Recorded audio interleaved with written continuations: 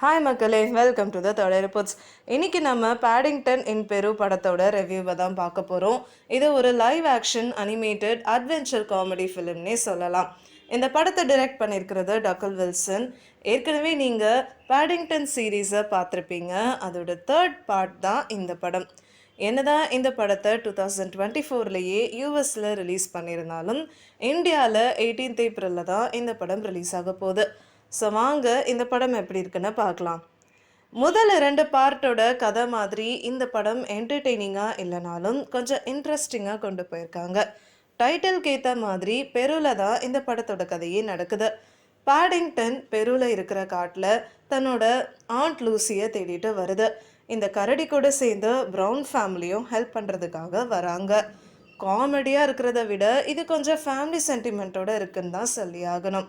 கதையோட ஆரம்பத்தில் பார்த்தீங்கன்னா பேடிங்டனுக்கு ரெவரண்ட் மதர்கிட்ட இருந்து ஒரு லெட்டர் வருது. இவங்க பெருவில் ரிட்டையர்டு பேஸ் அப்படின்ற ஒரு ஹோமை நடத்திட்டு வருவாங்க. இங்கே தான் ஆண்ட் லூசி தங்கியிருப்பாங்க. இந்த லெட்டரில் ஆண்ட் லூசி பேடிங்டனை ரொம்ப மிஸ் பண்ணுறதாகவும் கொஞ்ச நாளாக ஆண்ட் லூசி வினோதமாக நடந்துக்கிறாங்க அப்படின்னு எழுதியிருப்பாங்க. இந்த லெட்டரை படித்த பேடிங்டன் ஆண்ட்டை பார்க்குறதுக்காக பெருவுக்கு போகணும்னு ப்ரௌன் ஃபேமிலி கிட்ட சொல்லுது. இதை கேட்ட ப்ரௌன் ஃபேமிலியும் பேடிங்டன் கூட போகலான்னு முடிவெடுக்கிறாங்க. ஒரு வழியாக இவங்க எல்லாரும் பெருக்கு வந்து சேர்றாங்க.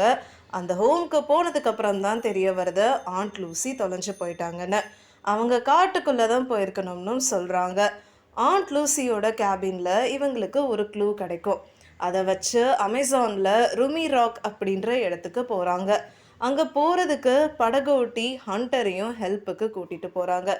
இதுக்கப்புறம் நடக்கிறது எல்லாமே ஒரு பெரிய அட்வென்ச்சர் தான். பேடிங்டன் அதோட விஷயங்களை பற்றி நிறையவே கண்டுபிடிக்க ஆரம்பிக்குது. ப்ரௌன் ஃபேமிலியோட போர்ஷன்ஸ் எல்லாமே என்டர்டெய்னிங்காக இருந்ததுன்னு சொல்லலாம். ஒரு சில இடங்களில் காமெடி ஒர்க் அவுட்டும் ஆகாமல் இருந்தது. என்னதான் முதல் 2 படங்களை பால் கிங் டைரக்ட் பண்ணியிருந்தாலும் இந்த படத்தை வேற ஒருத்தர் தான் டைரக்ட் பண்ணியிருக்காரு.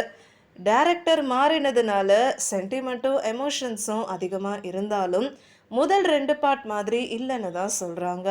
பென் விஷா தான் பேடிங்டனுக்கு வாய்ஸ் கொடுத்துருக்காரு. இவரோட வாய்ஸ் பக்காவாக சூட் ஆயிருந்தது. ஹென்ரி ப்ரவுனோட கேரக்டர் கொண்டு வர காமெடி சீன் எல்லாமே ரசிக்கிற மாதிரி இருந்தது.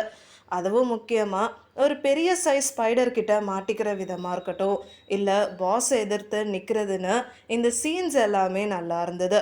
ஹண்டர் கேபோட்டோட கேரக்டரும் சூப்பராக இருந்தது. ஃபர்ஸ்ட் 2 பார்ட்டில் இருந்தவங்க இந்த படத்தில் நடிக்கலை. அதனால் அவங்களோட கேரக்டர்ஸ் மிஸ் பண்ணுற மாதிரி தான் இருந்தது. மற்றபடி ஒரு நல்ல ஸ்வீட்டான எமோஷ்னலான படம் தான் பேடிங்டன் இன் பெரு. கண்டிப்பாக இந்த படத்தை உங்கள் ஃபேமிலி அண்ட் ஃப்ரெண்ட்ஸோடு சேர்ந்து தியேட்டரில் போய் பார்க்குறதுக்கு மிஸ் பண்ணிடாதீங்க. உங்களுக்கு இந்த வீடியோ பிடிச்சிருந்ததுன்னா லைக் பண்ணுங்கள், ஷேர் பண்ணுங்கள், சப்ஸ்கிரைப் பண்ணுங்கள் அண்ட் மறக்காமல் கமெண்ட் பண்ணுங்கள்.